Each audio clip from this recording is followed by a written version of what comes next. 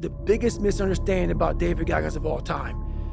It's like, whether you believe in God or not, I do. He put this lab rat, which is me, on this planet and said, let me fucking see what a beat up, abused kid who can barely learn, who has a twisted body, messed up genetics, sickle cell, this and that. Let me give him everything that pretty much disqualifies you from the military.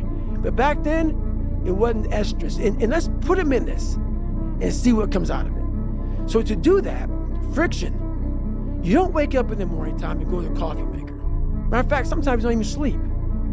What it requires is when I'm at 2 o'clock it's 2 o'clock in the morning and my brain is thinking about a fucking drug. And I gotta get up and look in my book to see what that drug is, how I remember it. And this is every day of my fucking life. That's why when I train a fighter or I train someone, I'm like, you have no fucking idea how great you really are. Because you are using such minimal of what you have.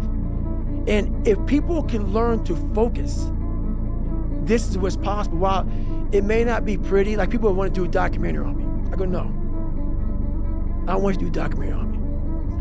Because I will have normal, everyday people picking me apart.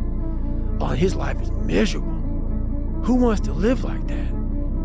It's crazy how it's almost like he's sick, he's psychotic. The most frustrating thing in the world for me is when normal people judge a man like myself on what it really takes to extract greatness from nothing. It takes every bit of who you are if you choose that route. If you don't, Merry Christmas, do what you gotta do. But yeah, all these things for me, like I told you, man, I'm gonna keep it real. I'm not coming here to talk about perform without purpose. Because I go through, when I write these books, I try to dumb down David Goggins. How can I give normal people, and I'm normal, but I found something that most don't want to find. How can I speak to people and give them something from this crazy psychotic brain that I've developed? How can I give them that?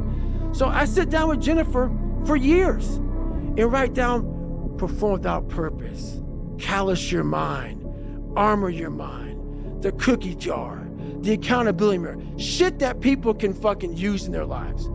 No.